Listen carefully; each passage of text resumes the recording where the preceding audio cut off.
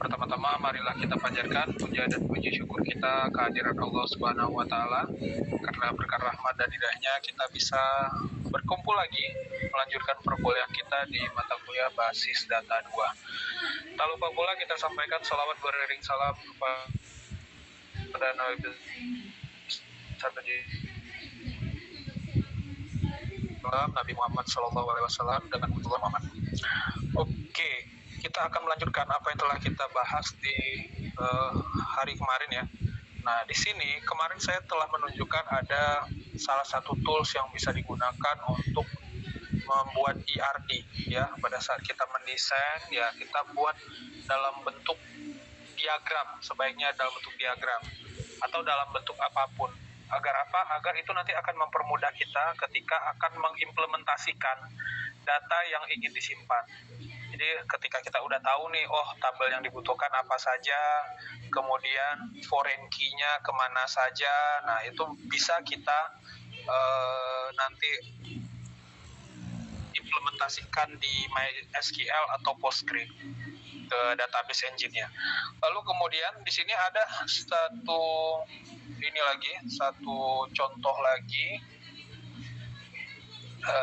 contoh untuk tools lah, bisa dikatakan tools untuk membuat ERD, bbdiagram.io. Nah, ini sangat bagus sekali ya. Saya sangat menganjurkan teman-teman menggunakan ini bbdiagram.io. Sifatnya free untuk mendesain 10 project lah katakan ya, 10 project. Nah, kalau yang berbayar juga bisa. Nah, di sini kita membuat ERD-nya dengan ya perlu menulis sesuatu nih di bagian sini. Nanti akan kita coba contohkan. Dimana sifatnya di sini nanti ketika sudah kita desain itu bisa diekspor. Ada fiturnya diekspor. Diekspor kemana? Ke dalam bentuk Postgre ataupun MySQL, nanti bisa dipilih. Nah, apa keuntungannya? Tentu saja, jadi kita tidak perlu mendefinisikan ulang tabel-tabel yang nanti akan dibutuhkan. Jadi tinggal kita ekspor sesuai dengan engine yang kita gunakan, lalu kemudian tinggal kita jalankan di engine tadi hasil ekspornya. Nah, ybdiagram.io. Jadi di sini enjoy the efficiency of writing code. Ya, generate SQL statement. Nah, ini yang sangat kita butuhkan nih. Jadi akan mempermudah kita untuk mendesain atau membuat atau mengimplementasikan desain yang telah kita buat. Nah, ini juga bisa kalau misalkan kita ingin mengekspor ke image atau PDF. Nah, ini integrate with your SQL database. Nah, bagaimana cara menggunakannya? Paling tidak pertama kali mampirlah di bagian dokumentasi. Ketika kita menggunakan suatu tools, wajib caranya untuk membaca dokumentasi dari tools tersebut. Ya, karena kalau kita tidak baca ya kita tidak akan tahu. Kalau kita tidak mau baca, yang ada kita menyusahkan orang nanti. Tanya ke teman, "Woi, ini gimana, woi?" Nah, jadi paling tidak kita bisa mengetahuinya dengan membaca dokumennya terlebih dahulu. Nah, ini ada bagian introduction dan sebaiknya membaca dokumentasi dari atas ke bawah. Ya, bbdiagram.io is free, simple to draw database diagram atau ERD by typing DSL code. Jadi yang di sebelah kiri ini, dia menggunakan language di database markup language DBML. Jadi sifatnya sudah agak lebih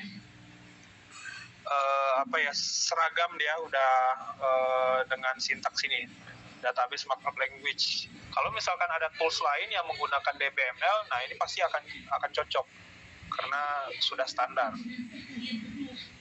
We provide basic feature for free user and other features for professional user. Nah, sayangnya ya ini tidak 100% free, tapi ada yang versi pro, ada yang free. Tapi yang personal ini sudah sangat cukup nih. Nah, ini SQL import export ini udah ada tersedia di versi free-nya. Jadi pada saat kita mendesain, kita bisa mengimpor atau bisa kita ekspor dari SQL ya. Dari SQL kita dump ya, skema atau database kita dump, Lalu kemudian kita import ke sini juga bisa. Nah, di sini up to 10 diagram. Ya, bukan 10 table ya, tapi 10 diagram. Satu diagram mungkin bisa terdiri dari banyak table. Nah, kemudian di sini kita coba lanjutkan docs-nya.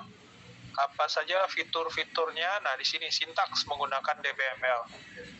Ya, nanti akan kita lihat contohnya seperti apa. Nah, ini untuk mendefinisikan tabel dan field-nya kita menggunakan sintaks seperti ini. Misalkan table diawali dengan seperti ini, lalu diberikan namanya users. Nah, kita definisikan, misalkan ada ID, tipenya integer, dan sifatnya primary key. Jadi tidak terlalu sulit lah rasa saya ya. Email, sifatnya varchar di sini, tipe datanya. Gender, varchar. Relationship, varchar. DOB, date of birth, ya, hari tanggal lahir apa ini? Date of birth, date time. Country, integer. Nah, misalkan di sini ada tabel countries. Nah, code, integer, primary key. Name, varchar, continent, name, varchar. Nah, lalu di sini relationship, we support ways of creating relationship. Kita bisa typing DBML code, ya. Di sini ada jelasannya. Bisa kita tulis relasinya. Nah, bisa misalkan di sini user ID integer, dia akan reference merefer ke ini tabel users.id, ini kolom. Nah, ini kalau misalkan menggunakan seperti ini, dia many to one. Nah, ini there are 4 types of relationship. Nah, ini yang kemarin kita bahas. Kita harus tahu relasinya seperti apa. Apakah one to one, one to many to one, many to many. One to many to one. Nah, di sini. Ini kalau di kiri 1, di kanan 2, ini soalnya lebih banyak kan? Maksudnya seperti ini, berarti di kirinya one, di kanannya many. Kalau ini berarti di kirinya many, di kanannya one. Kalau yang seperti ini one to one, kalau ini many to many. Nah, ini kita lihat sekilas saja nanti, tapi teman-teman baca lebih detail ya.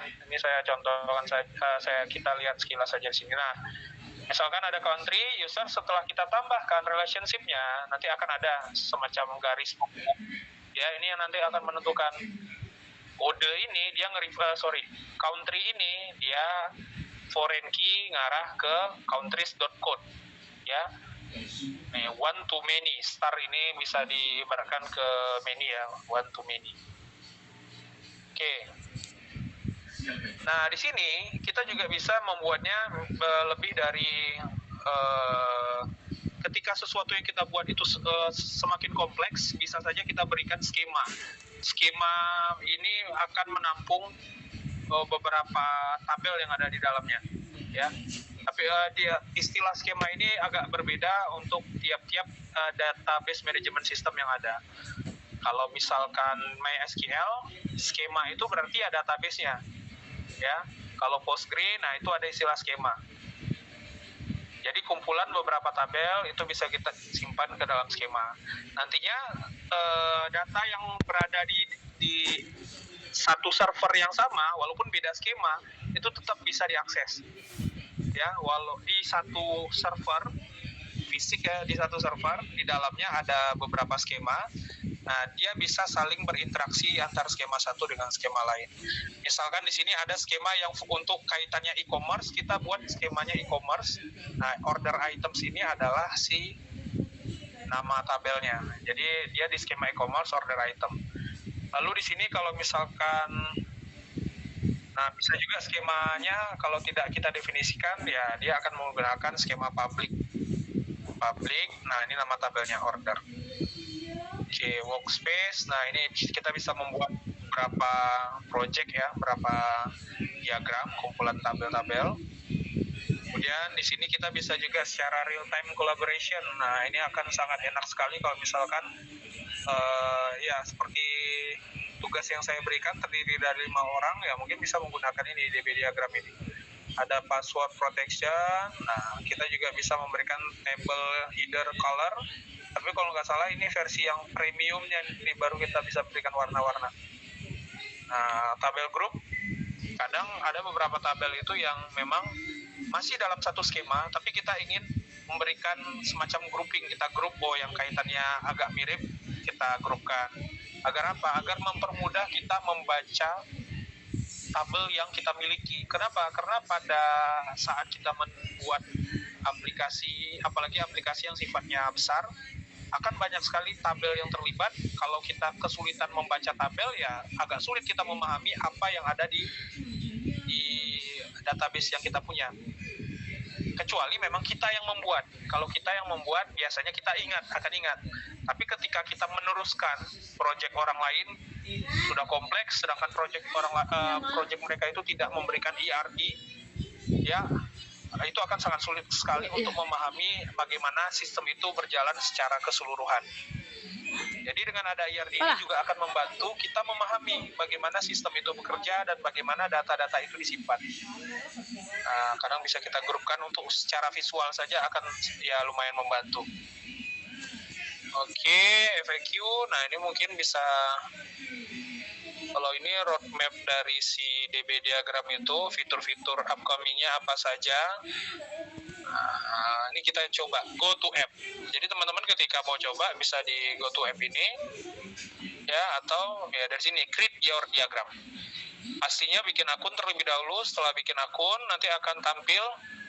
Nah, misalkan di sini teman-teman bisa mulai dari bagian kiri ini, new diagram atau new sample diagram. Nah, bermulanya dari ini saja. Kalau new diagram betul-betul polos. Nah, mungkin kalau polos kan kita agak sulit nih menambahkan sesuatunya. Ya, biasanya kita meniru. Sifat manusia itu lebih banyaknya dia meniru sesuatu yang sudah ada. Kita bisa mencontoh dari new sample diagram yang telah disediakan. Ada yang versi basic, ada yang advance. Ya, ada basic, ada yang advance. Kita bisa mungkin lihat yang basic dulu. Nah, ini seperti yang tadi. Kalau kita perhatikan di sini, nah dia di sini ada keterangan. Ini kelihatan nggak ya di layar? Kelihatan, Pak. Kelihatan ya. Ini bisa saya geser juga. Ini bisa. Nah, kenapa saya menganjurkan menggunakan ERD yang sifatnya online seperti ini? Agar kita tidak terpaku ke komputer kita ya, karena komputer tinggal, jadi kita ya udah. Tapi kalau secara online ini kita bisa bekerja dari mana saja. Oke, di sini kita buat table namanya follows ya. Ada table user, ada table post. Nah, ini gambarnya seperti ini nih hasil akhirnya. Kalau kita perhatikan satu user yang di sebelah ini ya, satu user bisa diikuti oleh user yang lain. Satu user bisa diikuti banyak user yang lain, dan satu user bisa mengikuti banyak user lain. Ini seperti kayak sosial media ya, kita bisa diikuti, kita bisa mengikuti. Lalu kemudian kaitannya dengan postingan, satu user bisa memposting banyak postingan ya.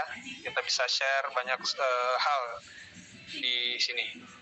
Nah, kalau kita perhatikan nih tadi follow, ada following user ID integer, followed user ID integer. Nah, ini kenapa bisa satu table dia nge-refer ke dua nih? Ya, kenapa bisa seperti ini ya? Bisa sah-sah saja seperti ini ya. Jadi ini nggak jadi masalah karena memang following user ID-nya dia nge-refer ke ini, followed user ID-nya juga nge-refer ke tabel yang sama. Itu nggak jadi masalah. Kadang bisa juga di satu tabel dia nge-refer ke data di tabel itu. Misalkan ada ID, ada parent ID. Parent ID itu juga disimpan di dalam satu tabel, itu juga nggak jadi masalah. Jadi mungkin nanti akan ada contoh yang di bagian advance. Nah, paling tidak cara membuatnya dibuat seperti ini. Nah, kalau kita ingin mendefinisikan primary key bisa dengan cara seperti ini. Nah, kita juga bisa memberikan deskripsi note. Misalkan pada body, nah enak nih. Jadi kalau misalkan ada note, kita mau nambahkan note dengan cara seperti ini, bisa kita lihat body ini maksudnya apa. Oh, content of the post. Berarti konten postingannya ini ada di sini. Oke, kemudian kenapa ada garis-garis penghubung ini? Karena ada refernya, ada bagian refnya di sini. Kalau ini many to one, kalau ini one to many, ini one to many. Jadi nah ini biasanya untuk foreign key ya, jadi post user ID itu berarti di sini. post tabelnya, user ID kolomnya itu nge-refer ke user ID, nge-refer ke users.id. Nah, nge-refer ke sini. Kemudian ini users ID ya, dia nge-refer dia refer ke sini. Atau bisa juga sebenarnya ini bisa juga seperti ini ya, makanya ini kalau coba kita ini kan minum aja.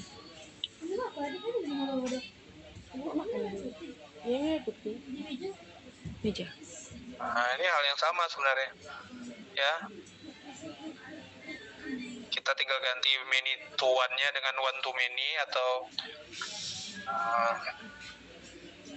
jadi agar teman-teman tidak bingung ya sepakat saja menggunakan many to one, karena many to one to many itu maksudnya sama, cuman beda sisinya saja, beda cara melihatnya saja ya.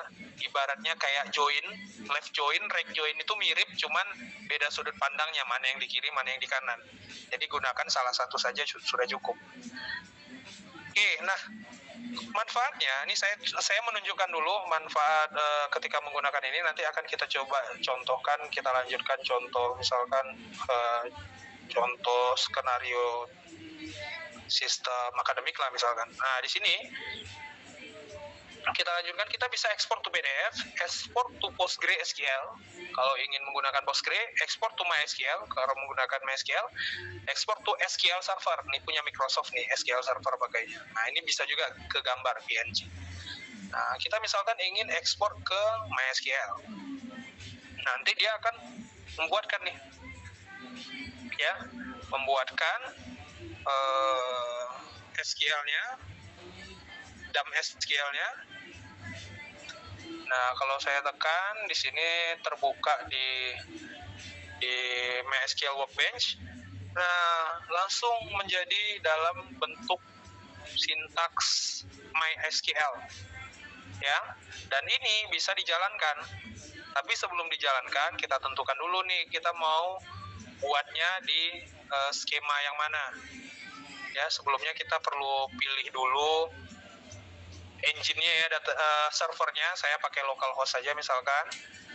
Localhost, kita masuk dulu ke servernya. Nah, ini ada beberapa skema ataupun database. Kadang kalau di MySQL itu ini disebut database, tapi ada juga yang menyebutnya ini skema. Ya, jadi ada yang nyebut database itu. Jadi kadang penggunaannya overlap istilah-istilah itu. Ada yang nyebut database itu adalah si servernya. Ada yang nyebut database itu adalah di satu bagian ini. Nah, kadang sebagian orang nyebutnya sebagai skema. Ya, ini istilahnya skema. Nah, ini kita buat skemanya dulu nih. Kita buat create a new skema kan di sini. Misalkan nama skemanya skema sosmed.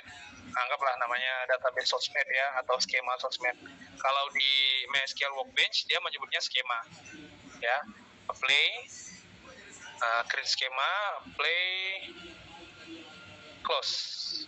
Oke. Udah ada belum? Nah, sosmed ada di sini. Kita masuk ke sosmed. Nah, di sini kita tutup dulu. Nah, kita ketika pastikan ini sudah agak bold ya ininya kalau di Workbench. Jadi kalau dia agak bold, nah artinya kita dari banyak yang ini, yang sedang aktif itu adalah yang ini nih, yang bold ini. Jadi ketika kita melakukan query, dia akan query-nya ke sini. Ya. Nah, ini berarti tinggal kita mana yang tadi ya? Oh, yang tadi sudah saya tekan. Bentar, saya cek dulu filenya.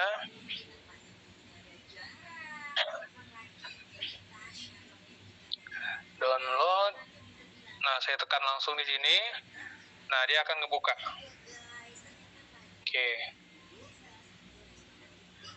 Oke, nah di sini yang aktif sudah di sosmed ya, berarti udah aman. Nah, ini tinggal dijalankan saja. Oke, ketika dijalankan udah jadi tabelnya beserta apa yang kita definisikan. Termasuk ini nih, foreign key-nya ya, foreign key ini sesuai apa yang kita definisikan tadi. Kali ini kalau kita cek di bagian sini table. Nah, ini kalau kita tambahkan jangan lupa kita klik kanan, refresh all dulu. Nah, di table sudah tersedia beberapa tabel yang tadi kita tambahkan. Kita bisa lihat datanya di sini, karena belum masih kosong ya, berarti tidak ada datanya. Nah, bisa juga kita setting nih, kita cek lagi di sini. Barangkali ada yang nggak sesuai.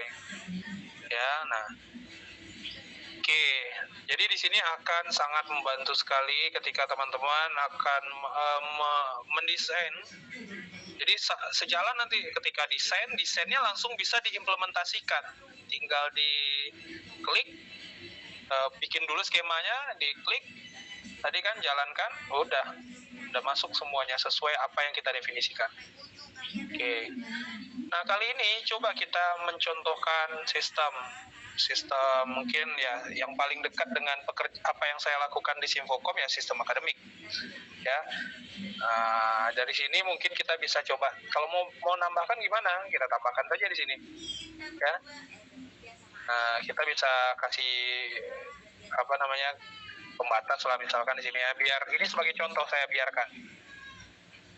Atau ini versi yang basicnya tadi ya, kita coba lihat bagaimana yang sampel yang agak advance-nya. Kalau yang ini saya rasa teman-teman udah oke lah dengan yang ini ya. Ada juga versi yang advance-nya, ini akan membantu sekali kalau teman-teman memahami sintaks yang lebih lanjutnya. Walaupun kesannya nanti akan agak ramai. Nah, di sini. Nah, ini seperti yang saya bilang tadi. Ini ada e-commerce, berarti ini adalah skemanya, merchants, ini adalah ininya tabelnya, creating table. You can define the tables with full schema name. Nah, bisa seperti ini. Oke, lalu kemudian di sini seperti tadi. Nah, kita juga bisa memberi nama kolom dengan ada spasi, ya. Bisa kita memberi nama kolom itu dengan ada spasi, tapi catatannya kita harus berikan petik 2. Tapi saran saya, buatlah nama kolom yang bersambung, bersambung huruf-hurufnya, jadi tidak ada spasinya. Jadi kalau misalkan seperti ini bisa dibuat created _add, ya, varchar. Admin ID, nah ketika kita membuat referensi, ini admin ID dia nge-ref, nah ini bisa juga referensinya itu, reference-nya kita definisikan langsung di dalam kolom. Nah, ini lebih baik lagi. Ya, cara penulisannya lebih baik lagi seperti ini. Jadi langsung definisikan di sini. Jadi admin ID, mana admin ID? Commerce merchant. Nah, yang ini admin ID dia nge-referen ke UID. Mana UID? Nah, ini ya, user ID. U ini diberi ini nampaknya nih. Nah, diberi alias. Kenapa kita bisa memberikan seperti ini? Table user SU. Ini untuk mempermudah saja, ya, mempermudah pada saat kita merefer tidak terlalu panjang apa yang ditulis. Ya, kalau saran saya, ya, agar tidak, kalau saran saya, kalau nyamannya dengan alias, gunakan alias. Kalau nyamannya langsung menulis nama tabelnya, tulis nama tabelnya. Jadi pilihannya ya senyamannya teman-teman yang ada di sini, ya. Kemudian kita bisa menambahkan indeks di sini. Nah, apa itu fungsi indeks? Indeks ini fungsinya untuk mempercepat pencarian. Ya, mempercepat melakukan query, kita bisa menambahkan indeks. Nah, di sini indeksnya ID, country code sebagai primary key. Kemudian if schema name is omit. Nah, jika skemanya tidak dibuat, nah, it will default to public schema. Berarti seperti contoh users ini, users dia tidak menuliskan nih nama skemanya, berarti dia akan dianggap di public, di skema public. Nah, ini hanya berlaku kalau misalkan ada salah satu table yang menggunakan skema. Ya, seperti contoh yang ini kan ada yang menggunakan skema, makanya dia ya udah ikutan. Yang lainnya itu harus ada skemanya. Tapi kalau tidak ada yang menggunakan skema, maka tidak akan muncul nih publiknya ini. Ya, jadi dia ngelihat juga. Jadi kalau memang tidak ada skema, ya udah langsung nama tabelnya saja. Oke, di sini countries, code name, container name, varchar. Oke, ini seperti yang tadi. Lalu di sini creating reference. You can also define relationship separately. Nah, relationship bisa dibuat terpisah jadi seperti ini. Ref.2. Nah, ini bisa menggunakan alias u.countrycode, countries.code. Nah, oke, ini seperti tadi ya. Lalu level 2. Ini juga sangat buat saya besarkan. Jadi dengan sedikit memahami bagaimana database markup language itu bekerja, ya ini juga akan mempermudah pekerjaan teman-teman nanti ya. Oke. Level 2, adding column setting. Nah, di sini kita bisa menambahkan informasi misalkan seperti ini. Default 1. Nah, ini kolom settingan kolomnya kita ingin kolom quantity nilai defaultnya itu adalah 1. Jadi kalau quantity tidak diisi, dia akan secara otomatis memberikan nilai awal itu sama dengan 1 nanti pada saat penggunaan database-nya. Lalu kemudian di sini balik lagi merefer e-commerce.order-items.product-id, refer ke e-commerce.product-id. Nah, e-commerce order, oke, PK. Nah, di sini juga nih settingan kolom. User ID not null dan sifatnya unik. Kita tahu setiap primary key itu pasti unik, ya. Tidak bisa ada data dengan kolom dengan primary key yang sama. Kalau data lain, apakah bisa dia tidak sama? Bisa, dengan cara kita definisikan unik. Ya, kita definisikan unik. Jadi ketika ada data yang isiannya itu sama, dia akan menolak tuh, database akan menolak karena sudah diberikan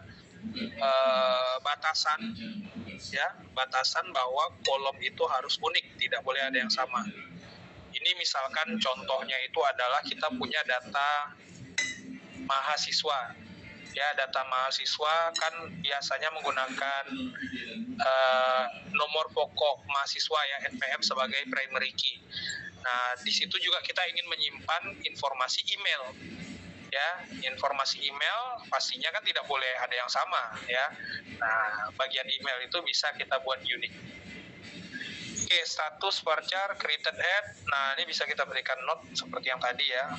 When order created. Jadi created at ini maksudnya adalah, nah, jadi kadang kita membuat nama kolom itu sebaiknya mudah untuk diingat ya.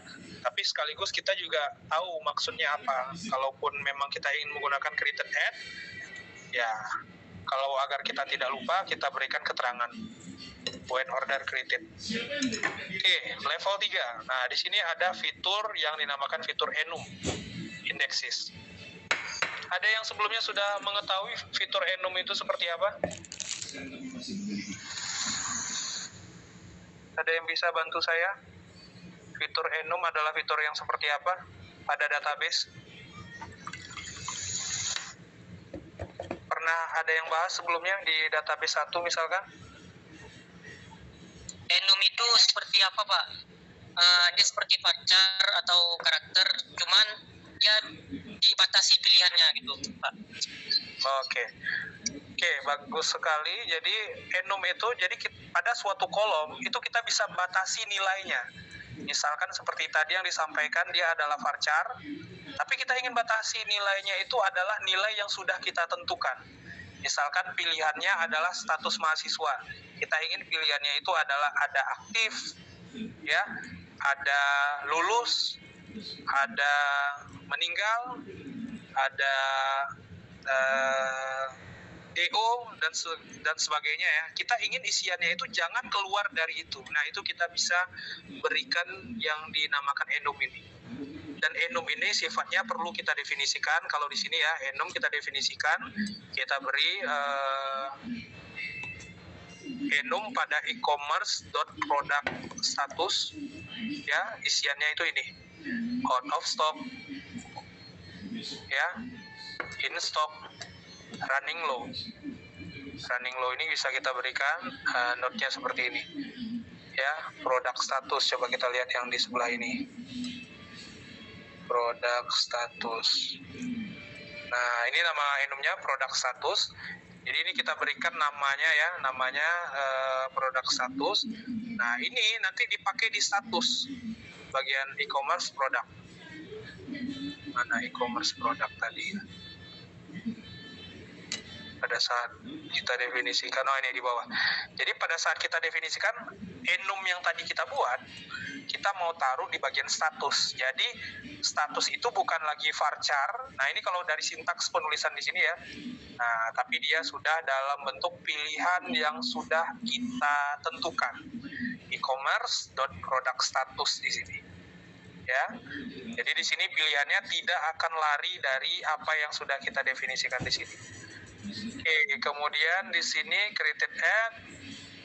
Oke, indexes. Nah, indexes ini juga yang mempercepat pencarian untuk melakukan query. Dia akan diberikan indeks. Lalu, nah ini table e-commerce product text. Oke, nah ini reference seperti tadi udah. Jadi fiturnya kurang lebih seperti itu. Dari sini ketika teman-teman memahami sintaksnya, saya sangat menganjurkan ini untuk didalami ya, karena ini tidak terlalu banyak. Tapi manfaatnya teman-teman tidak perlu lagi ribet-ribet untuk membuat ulang. Jadi pada saat mendesain udah sejalan dia pada saat implementasi. Ya kan enak ini ya, pekerjaan kita tidak dua kali dilakukan ya. Nah, jadilah seperti ini. Oke, kemudian di sini coba kita contohkan skenario suatu sistem yang ada di UIR. Kita mulainya apakah dari yang kosong, karena saya pun agak lupa juga dari ininya. Jadi tetap perlu nih, tetap butuh contoh di atas, saya buatnya di bawah. Oke, misalkan kita mulai dari yang dinamakan sistem di akademik itu akan sangat bergantung pada tahun ajaran. Tahun ajaran pastinya selalu berubah-ubah, ya. Dan tahun ajaran di satu tahunnya itu bisa, di satu tahunnya itu bisa terdiri dari minimal 2 semester, semester ganjil, semester genap, maksimal bisa juga ada 3 semester di dalamnya, yaitu semester pendek. Nah, kita bisa mungkin memberikan, ini saya turunkan dulu. Kita mungkin mulainya dari tahun. Nah, kita ke sini. Jadi di sini kita butuh tabel, ya. Saya agak contek ke atas. Nah, tabelnya di sini nih. Tabel, saya edit saja. Nah, di sini namanya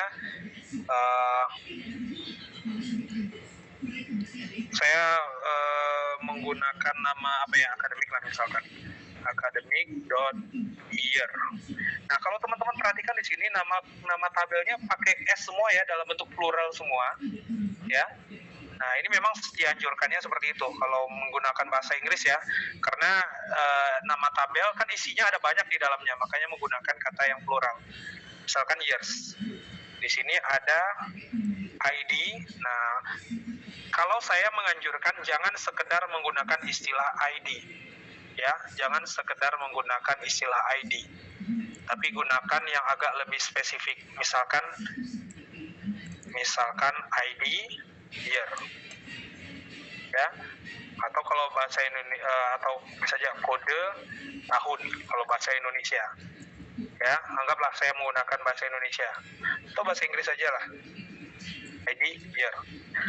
Nah, di sini mungkin agak-agak tricky. Di sini ada juga, misalkan saya bikin name year, atau kalau bahasa Indonesia ya bisa aja ID tahun, atau boleh juga namanya kode tahun, ya, kode tahun, nama tahun. Nah, di sini nanti isinya misalkan tahun 2022, nama tahun. Nah, ini lebih ke arah kode tahun, bisa juga kita lengkapin kode tahun akademik, nama tahun akademik juga boleh ya.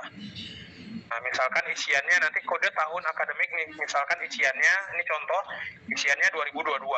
Kalau namanya, bunyinya mungkin 2022-2023. Ya, biasanya kalau tahun di akademik itu kan ada dua ya, 2022-2023, ganjil, 2022-2023, genap.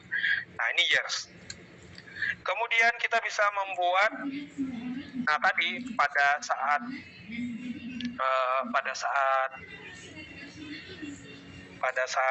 di satu tahun tuh bisa terdiri dari beberapa semester ya. Kita bisa beri namanya academic semester.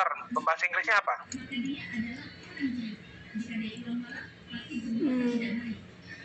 Semester bahasa Inggrisnya apa? Semester kayaknya, Pak. Hah? Oke, jadi di sini bisa kode semester ya, integer ya sebagai primary key ya, bisa di sini nama semester, akan di sini varchar. Oke, kode semester ini mungkin kodenya seperti ini, bisa ini nanti untuk isiannya contoh saja nih, misalkan 2022 pakai ini dulu, 20221 ini menandakan ganjil ya, bisa 20222 menandakan genap ya, bisa saja kita isiannya seperti itu ya. Ada juga, bisa juga 20223 ini menandakan yang semester pendek. Atau kalau isiannya mau increment ya udah nggak masalah. Misalkan kode semester 1 ya, atau ID semester 1, nama semesternya kita definisikan 2022, 2023. Biasanya gini kalau nggak salah.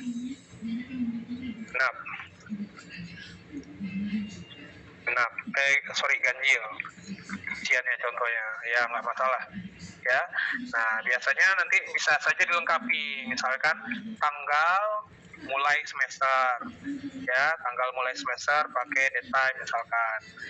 Ada juga tanggal akhir semesternya itu berakhirnya kapan, date time. Untuk kebutuhan sistem yang lain bisa saja nih ada tanggal batas input nilai. Jadi untuk kebutuhan nanti sistem dosen menginputkan nilai itu kan ada batasnya.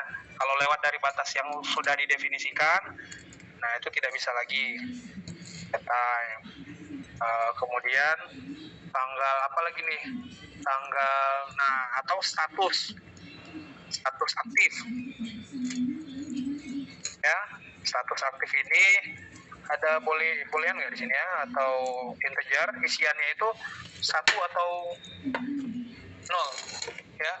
Kalau 1 itu artinya aktif, kalau 0 itu artinya tidak. Jadi dari sekian banyak data semester kita bisa lihat dengan flag ini, kadang juga disebut flag aktif ya, atau flag aktif misalkan. Yang mana yang aktif nih? Oh, yang sekarang aktif adalah yang 2022-2023 genap. Itu yang sedang aktif. Jadi pada saat nanti dosen menginput nilai, dia akan menginput nilai untuk yang semester yang aktif. Bisa dibuat seperti itu. Jadi nanti bisa ya, ini bisa nanti ditambah. Nah, oke. Kemudian di sini kita harus tahu nih semester ini akan masuk ke akademik yang mana, masuk ke tahun akademik yang mana. Nah, jangan lupa ada foreign key di sini ya. Foreign key-nya saya contohkan yang langsung nge-refer ya.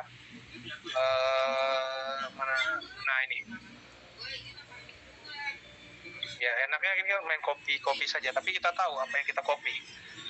Nah, kode semester di sini ada, mungkin kita beri kode tahun akademik, atau kalau mau lebih singkat ya kode tahun saja, tapi maksudnya adalah kode tahun akademik. Tadi bisa dikasih note, silakan. Kalau mau dikasih note juga boleh. Ya, di sini kode tahun. Nah, kode tahun itu tadi adalah integer ya. Referensinya itu kemana? Ke akademik. Akademik year tahun.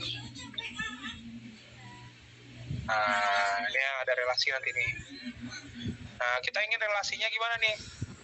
1 tahun punya banyak semester, betul ya nih ya? 1 tahun punya banyak semester. Atau 1 semester punya banyak tahun? Yang mana yang betul? Halo?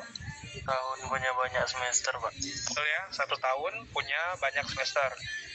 Nah, bisa dibuat seperti ini. Oke, nama.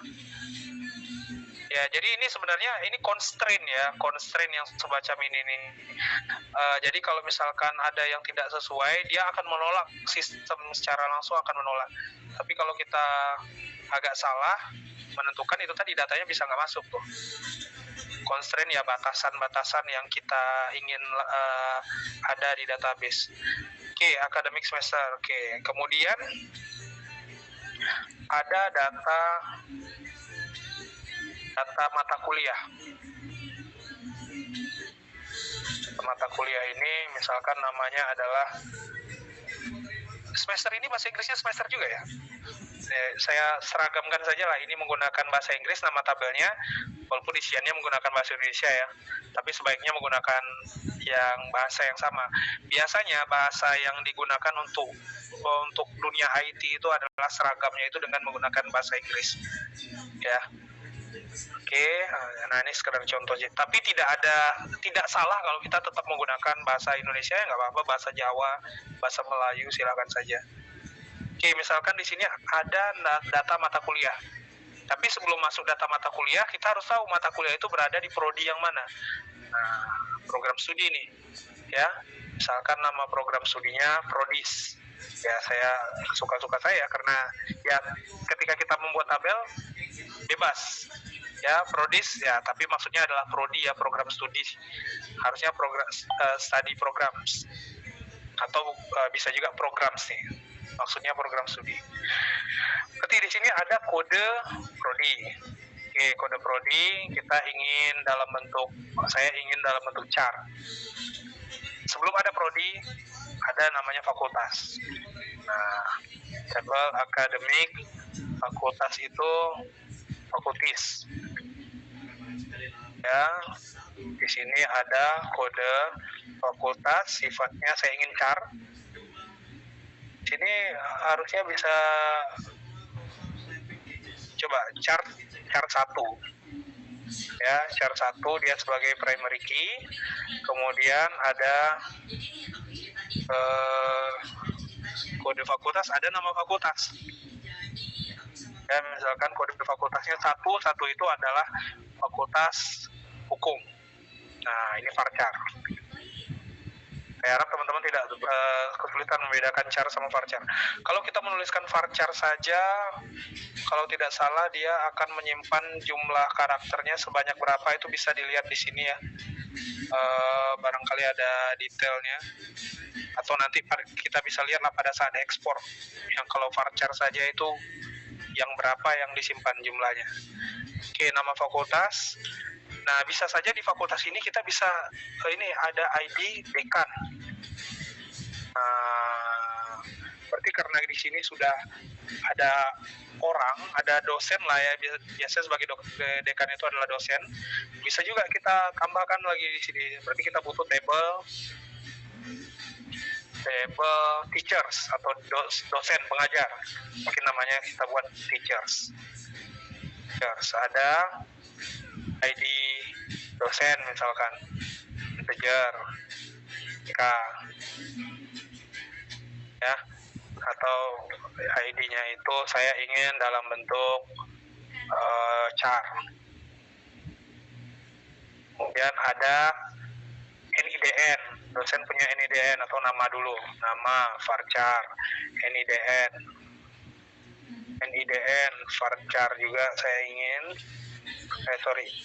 Ya, takutnya berbeda jumlah karakter, saya amannya pakai varchar saja. Ada nama, NIDN, jenis kelamin misalkan. Nah, jenis kelamin char 1, L atau P misalkan, kemudian dan lain-lain ya. Nah, bisa saja ID dekan. Dekannya siapa? Nah, ini ID dekan dia akan nge-refer nih. Ref ke kemana? Ke academic teachers. Oke, kita cek apa yang kurang.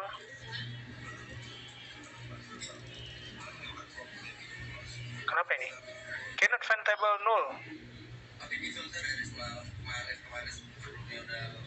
Sebentar, saya ada yang bisa bantu saya nih? Academic teachers cannot find table, atau biar amannya saya kopilah dari atas yang sudah betul. Kadang tipe-tipe yang tak terlihat itu agak ngeselin sebenarnya. Nah, di sini saya ingin ID dekan. Dia nge-refer ke akademik. Oh iya, saya belum mendefinisikan nama ininya. ID, teachers.id dosennya ya. Nah, di sini tabelnya kalau teman-teman perhatikan, ini bisa kita perbesar.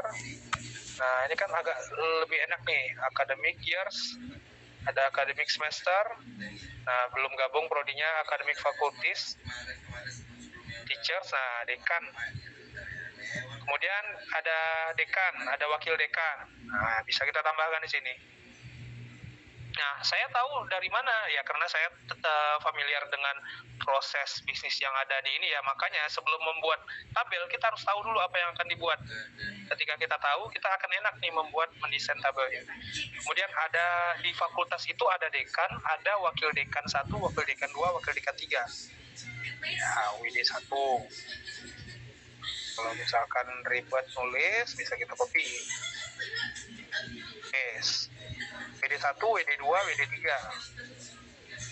ID, WD1. Dia nge-refer ke yang sama ya, ID, WD2. Nah, ID, WD3. Oke, anggaplah seperti ini. Kemudian, nah, kode prodi. Saya ingin kode prodi char 3. Ya, primary key. Nah, yang ref ini sekaligus dia akan menjadi foreign key ya. Nge-refer dia soalnya. Oke, ada kode prodi, ada nama prodi, varchar. Kemudian ada, nah di prodi itu ada nama prodi, jenjang prodinya. Nah, jenjangnya ini mungkin bisa kita kasih enum. Nah, cek lagi enum. Jenjang itu maksudnya S2, S1, S2, S3, D. Ya, yang itulah. Enum, nah ini.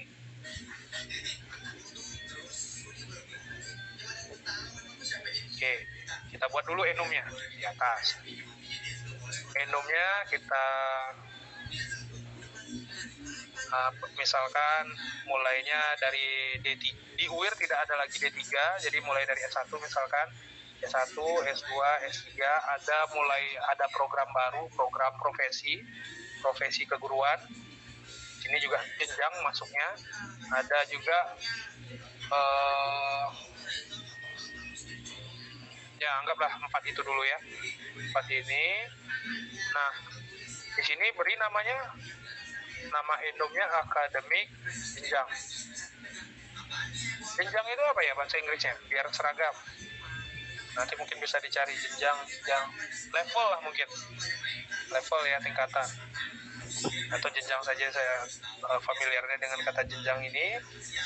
Jenjang, nah ini kita tulis di sini tipenya.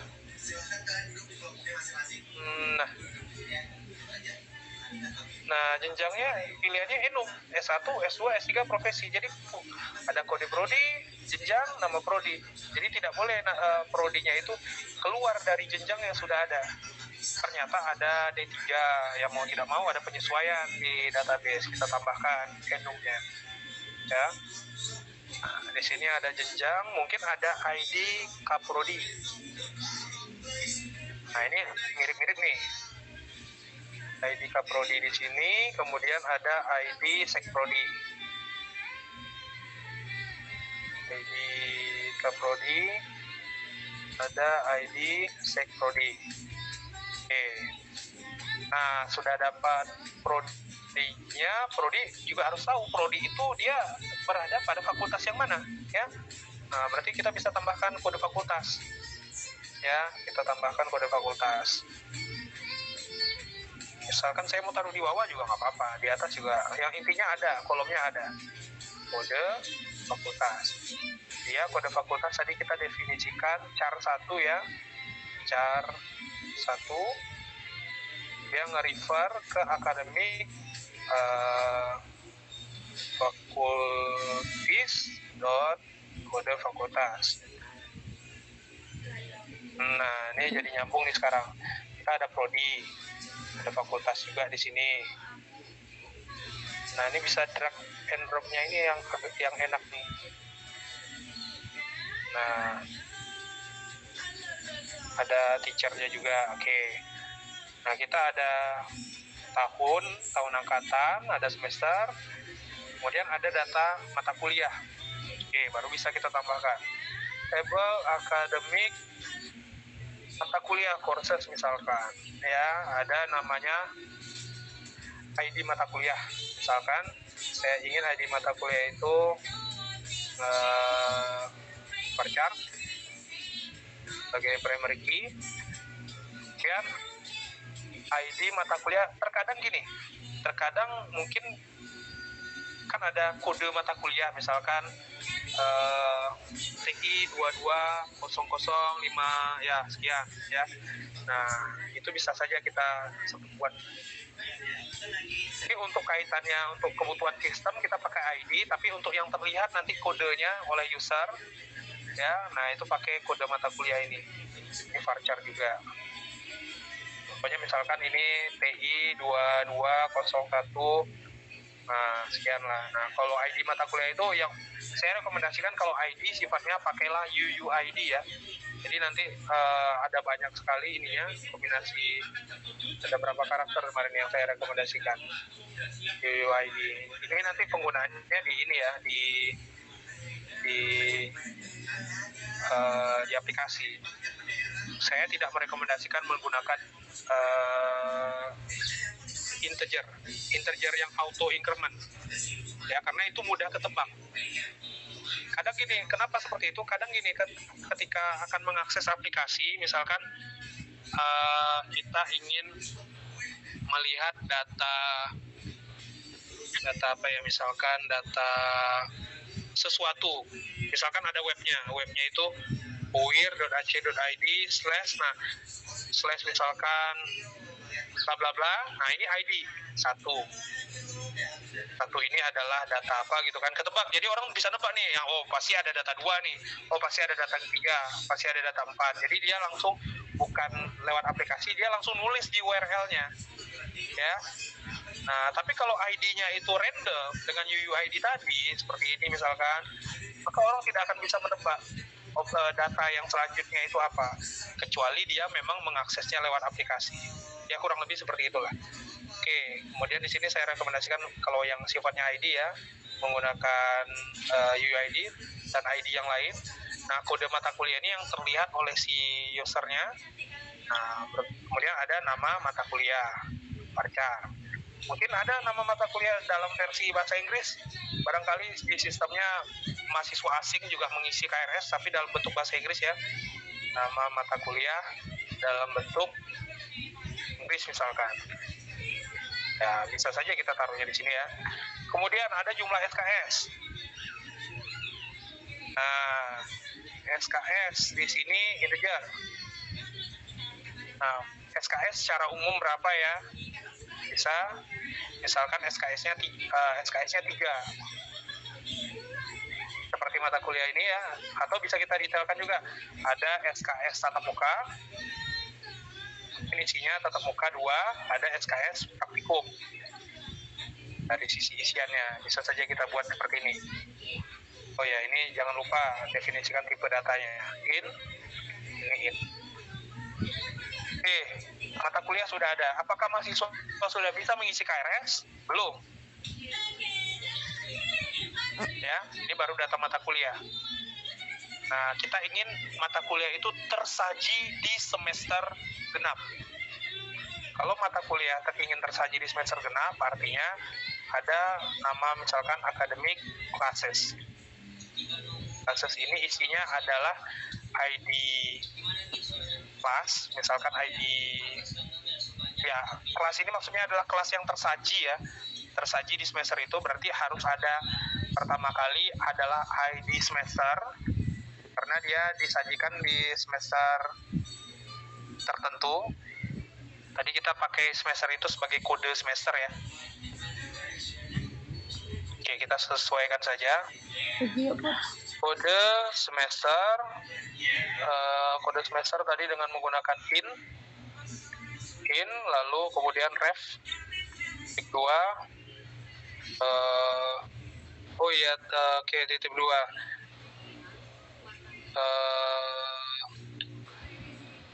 Academic dot semesters dot kode semester. Oke, cek nih di sini. Nah, kode semester. Nah, ini satu kelas itu dia tersaji untuk satu semester. Nah, berarti di sini agak terbalik, kita ubah ya. Nah, dia tersaji di semester berapa, lalu apa yang disajikan? Nah, yang disajikan adalah mata kuliah. Di sini ada ID mata kuliah. Ya, varchar ngeref ke academic.courses.id mata kuliah. Nah, ID mata kuliahnya satu ID mata kuliah nge-refer ke banyak ini atau seperti apa?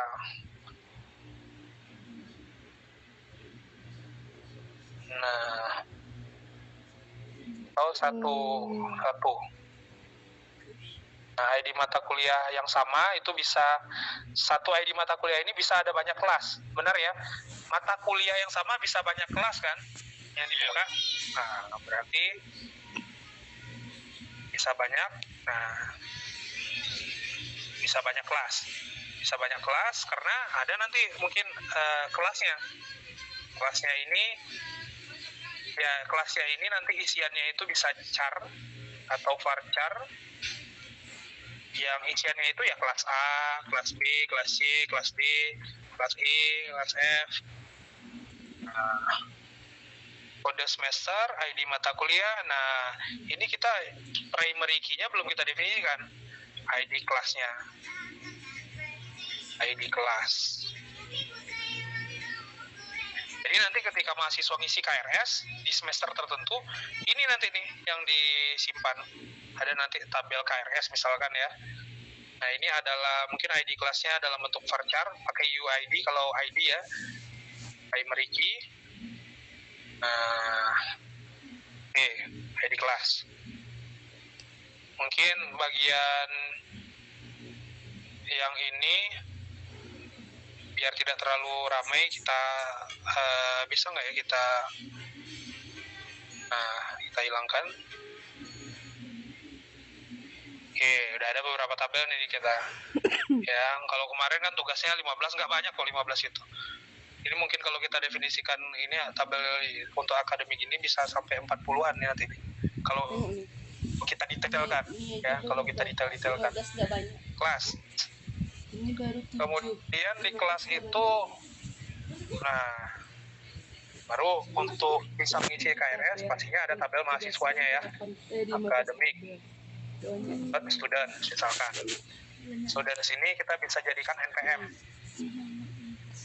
ya, bisa jadikan NPM, misalkan char 9 ya sebagai primary key.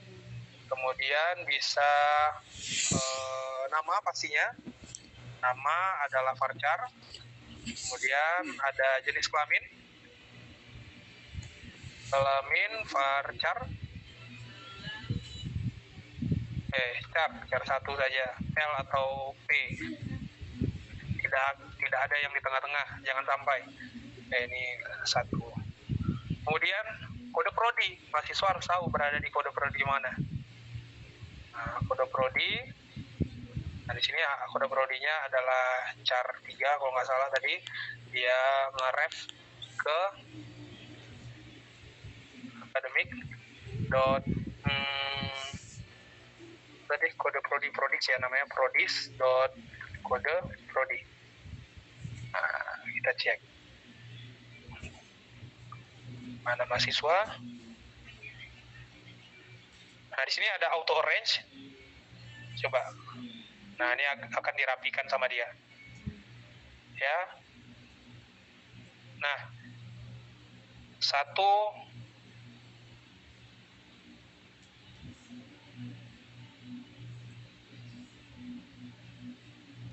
kenapa ke sini ya? Oh, tidak. Ini ketimpa nih. Ini saya kira nge-refer ke sini. Nah, ini mungkin perlu dirapikan lagi. Nah, tapi di sini terbantu ya garisnya itu ditandai dia larinya ke sini. Nah, kode prodi. Satu kode prodi bisa digunakan banyak. Satu prodi bisa digunakan banyak mahasiswa, benar sih ini. Oke, NPM, nama, jenis kelamin, nanti bisa didetailkan nomor HP, email, segala macam, bisa di sini address, kalaupun ya, terus kemudian bisa detail pendidikan bisa S1, S2, S3, itu bisa dipisah nanti tabelnya. Misalkan ada yang sesuatu yang bisa dipisah agar lebih baik lah. Oke. Wah, ada bunyi ini. Kode prodi yang utama untuk mahasiswa saya butuh NPM, nama, jenis kelamin, kode prodi. Saya tahu dari mana fakultas mahasiswa itu dari mana. Nah, kita join kan kalau misalkan mengquery ya, join ke tabel prodi, join ke tabel fakultas, dapatlah nama fakultasnya. Oke, NPM, nama, jenis kelamin, apalagi ya kira-kira di sini. Cukup lah misalkan untuk kebutuhan isi KRS nih. Nah, kemudian tabel KRS. Nah, KRS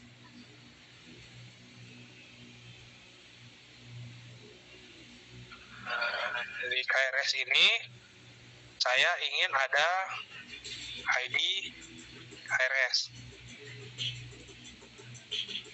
atau ya ID KRS ini. Nah, ini belum ini ya, coba ID KRS ini adalah varchar PK, kemudian ada status aktif. Nah, pada saat ID KRS ada semester kita ya yang mirip-mirip bisa kita copy. Nah, dia KRS-nya di semester berapa? Ya, dia KRS-nya di semester berapa? Lalu kemudian ada status keaktifan, apakah dia aktif, cuti. Nah, ini enum, balik lagi enum tadi bisa nggak langsung didefinisikan seperti ini ya? Aktif, cuti.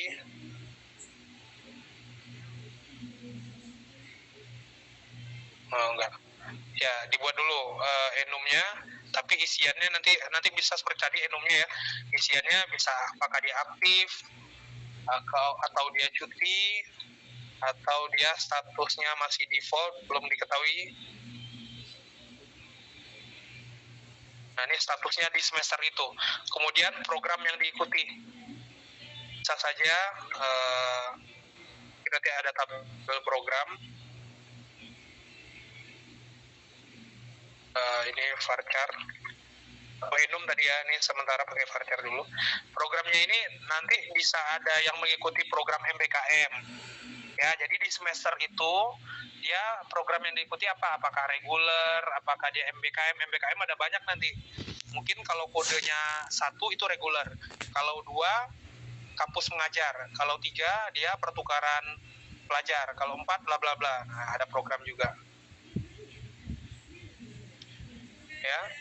Nah, kemudian ada tabel akademik detail dari KRS-nya. Nah, ini barulah di sini isiannya mungkin ID detail KRS. Nah, kalau ini yang semacam ini boleh nih, boleh sekedar auto increment yang kayak gini. ID detail KRS varchar,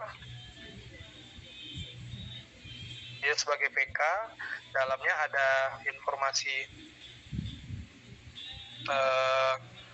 KRS-nya si mahasiswa, kartu KRS, kan ada kartu ya, ada kartu rencana studi. Di dalam kartu rencana studi kan ada list mata kuliahnya, itu yang detailnya. Jadi kartu rencana studi itu ya ini ID kartunya, ya nanti kartu itu akan di-scan, dia akan scan bahwa statusnya itu apakah aktif atau tidak nanti di sini. Nah, sedangkan detailnya ada di sini. Detailnya bisa saja kita buat langsung ke arah tahun semesternya, bisa kita tambahkan juga di sini biar tidak semester. Kemudian NPM char 9 ya, ref academic students.npm. Kemudian nah, NPM mahasiswa itu mengambil mata kuliah apa? Nah, ada kode mata kuliah. Dia ngambil barulah, tapi bukan kode mata kuliah yang dia ambil ya. Bukan data mata kuliah, tapi dia mengisi KRS itu mengambil kelas yang dibuka. Berarti yang ini yang diambil, ID kelas. Dia ngambil kelas yang dibuka, berarti ada ID kelas, varchar, ya, ref, academic, classes.id kelas. Apa ini? Oke. Nah ya, jadi dia mengambilnya bukan mengambil mata kuliahnya, tapi mengambil kelas yang tersedia.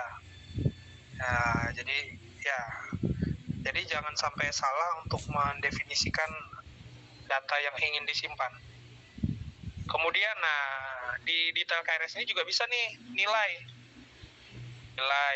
grade atau nilai huruf. Terkadang ini juga beda nilai huruf, misalkan misalkan C+. Mungkin dulu C+ itu nilai hurufnya itu bernilai 2,3 ya. Tapi kalau sekarang mungkin C+ itu maksudnya adalah 2,5 dia bobot nilainya. Nah, bisa juga kita tambahkan di sini sekaligus nilai angkanya. Nanti otomatis diisi di aplikasi. Atau kalau kita mau menyisakan nilai hurufnya saja juga bisa. Nanti dia perlu nge-refer ke tabel tabel referensi nilai. Jadi kalau angkatan sekian, nilai C+ itu maknanya nilai angkanya adalah 2,5 misalkan. Ya, nilai huruf saja lah saya tulis di sini. Nilai huruf ini varchar. Karena bisa dia 1 karakter, bisa dia 2 karakter ya. Saya taruh juga nilai angkanya di sini. Angka itu integer.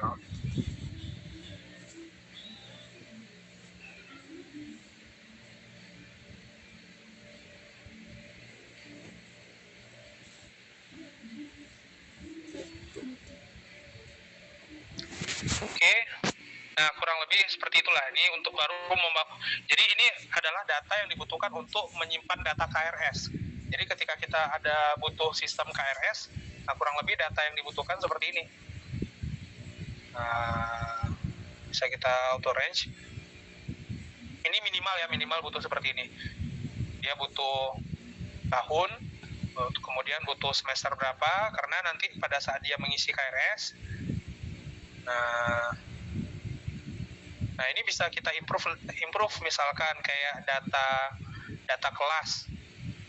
Setiap kelas kan beda-beda yang mengajar, benar kan? Iya. Tidak mungkin nah kita perlu tahu yang mengajar itu siapa. Bisa kita tambahkan di sini. Ada namanya dosen pengampunya ya. Bukan di course tapi di kelas yang ini. Nah, ID pengampu. ID pengampunya. Ya. ID pengampu atau dosennya lah, anggaplah ID dosen yang mengajar. Kemudian data mata kuliah itu biasanya ada dosen yang bertanggung jawab terhadap mata kuliah itu. Walaupun yang mengajarkannya nanti ada beberapa orang, misalkan basis data yang mengajarkan, misalkan ada saya, ada Bu Nesi, ada Pak Akmar, misalkan ada Bu Ause, ya ada beberapa dosen. Tapi ada satu orang yang ditunjuk yang bertanggung jawab terhadap ininya. Bisa di sini misalkan ID penanggung jawab mata kuliah, dosen penanggung jawab mata kuliah, PJMK misalkan. Nah, bisa ini nanti data-data dari tabel yang kita buat akan berkembang sesuai dengan apa yang mau kita simpan. Nah, kemudian kurang lebih seperti itulah contoh ketika kita mendesain data tabel-tabel yang kita butuhkan untuk sistem yang akan dibangun. Ya, nah ini jadi dari sisi ERD-nya mungkin kalau ini kan auto arrange. Ya. Nah, ini mungkin bisa dirapikan manual lah agar tidak terhimpit-himpit seperti ini. Tapi kalaupun terhimpit juga nggak masalah karena dia bagus UI tampilan aplikasi ini bagus karena ketika kita tekan dia tahu nih dia akan meng-highlight yang ada relasi. Oke, dia relasi ke sini, dia relasi ke sini. Ada ininya ya. Jadi nggak apa-apa lah. Nah, ini seperti yang saya bilang tadi bisa langsung kita implementasikan MySQL misalkan. Ya. Kemudian kita buka MySQL-nya. Kita bikin skema baru. Misalkan namanya adalah sistem akademik.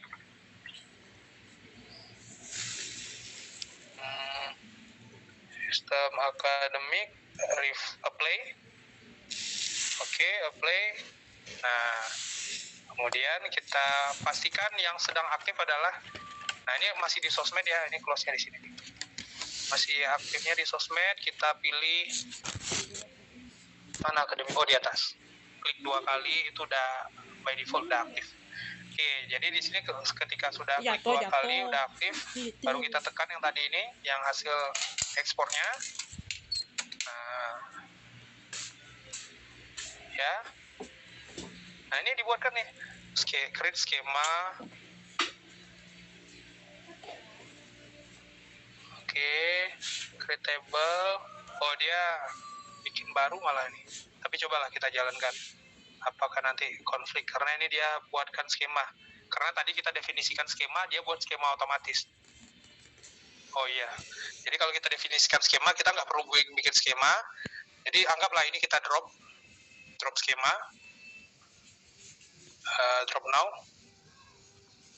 Nah, coba kita ini ya, ini dibuatkan termasuk. Nah, ini constraint-nya ini constraint foreign key ke sana, foreign key ke sini. Nah, jadi kalau misalkan kita buatnya, anggaplah mendesainnya dengan tidak menggunakan ini, jadi akan kerja 2 kali. Nah, tapi dengan menggunakan ini akan menghemat waktu lah intinya. Kita coba jalankan. Eksekusi, kita cek, ada yang nggak jalan nih. To add foreign key constraint. Nah, ini dibaca. Jadi bisa saja yang tadi missing index for constraint.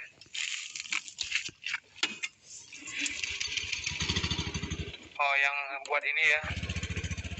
Sebentar, di sini di mana nih?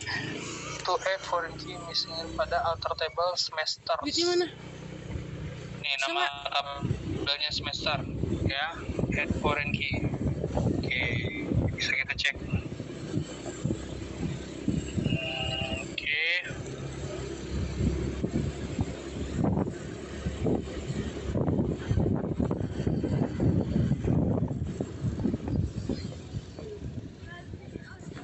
Ada di semester, dari mana errornya?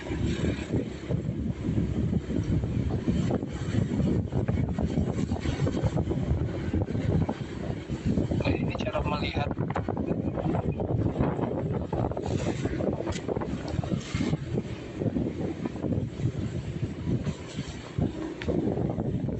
reference academic classes. Oh, kebalik kenapa ini?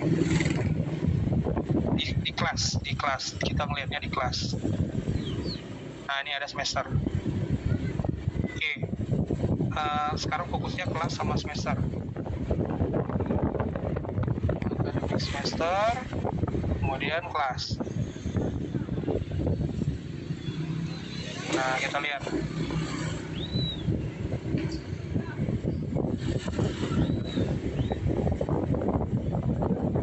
Ini semester. Nah,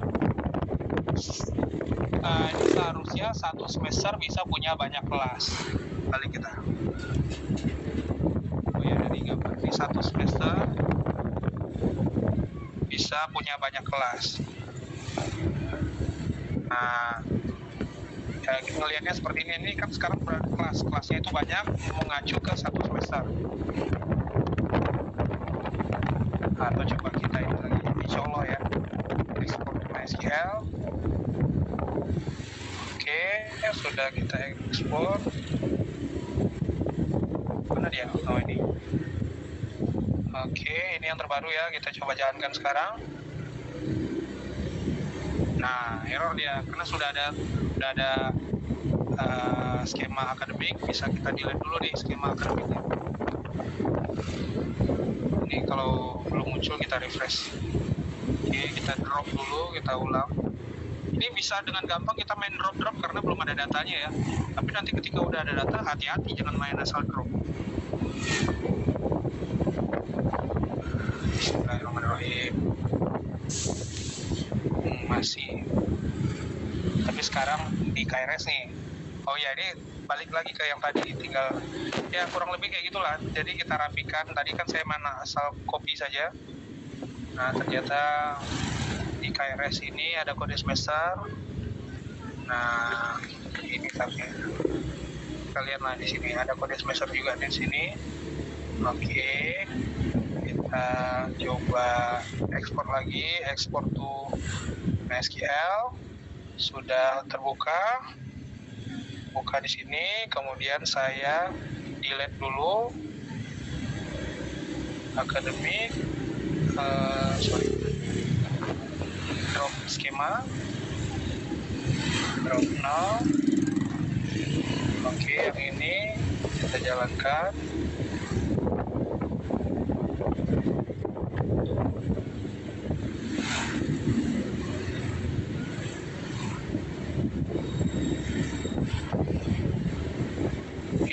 Ada lagi nih di bagian detail KRS, bagian NPM-nya. Detail KRS bagian tadi saya tidak terlalu melihat arah ini ya, arah menu ininya. Oh iya, NPM-nya. Oke. Cek sekali jadi kelas detail KRS.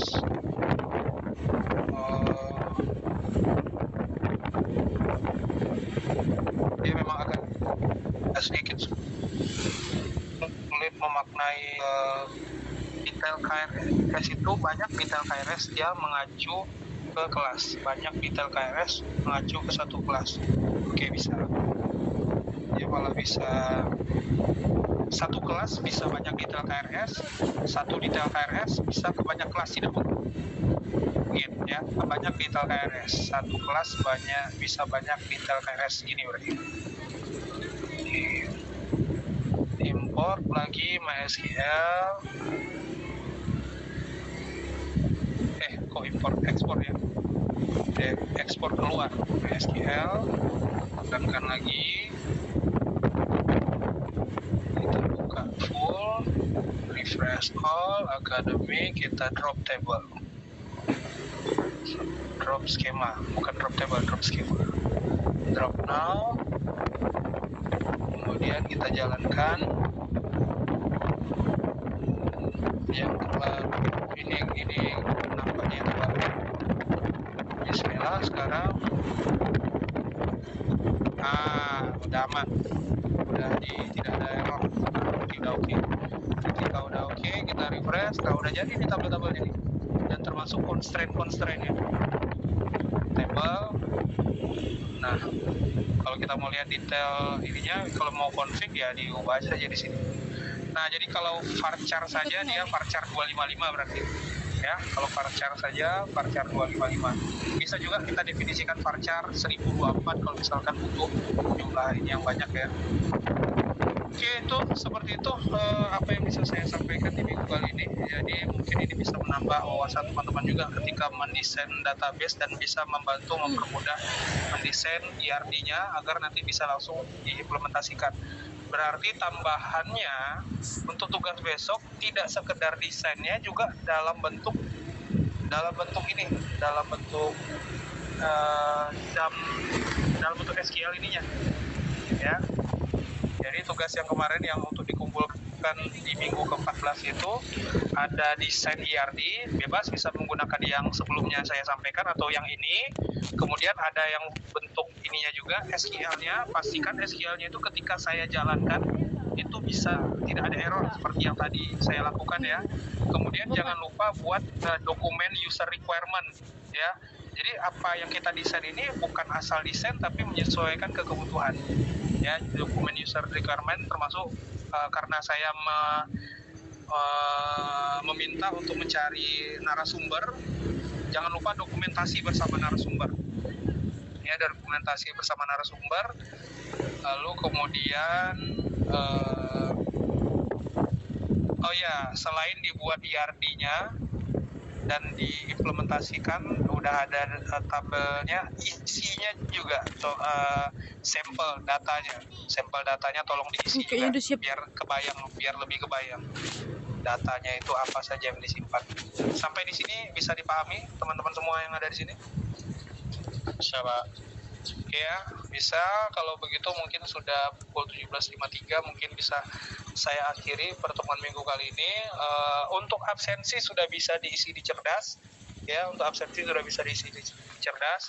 Dan untuk kebutuhan rekap saya sekarang dengan cara video seperti kemarin tapi di luar rumah. Kalau di luar rumah dan kalau bisa backgroundnya itu jalan ya, backgroundnya itu nampakkan ada jalannya, backgroundnya di luar rumah. Yang ya, tolong ketua kelas untuk merekap yang tidak sesuai dengan arahan, berarti dia dianggap tidak mengikuti, walaupun dia mungkin hadir di sini tapi saya tidak tahu dia benar-benar mengikuti atau tidaknya. Oke ya, jadi pada saat absen rekamnya tadi backgroundnya di luar rumah ada jalan. Kalau bisa tampakkan betul ada jalan pas, jalan tanah atau jalan aspal, silakan ya. Intinya di luar rumah. Kalau di dalam rumah berarti tidak ikuti instruksi, berarti jangan dianggap absen di pertemuan 10 ini.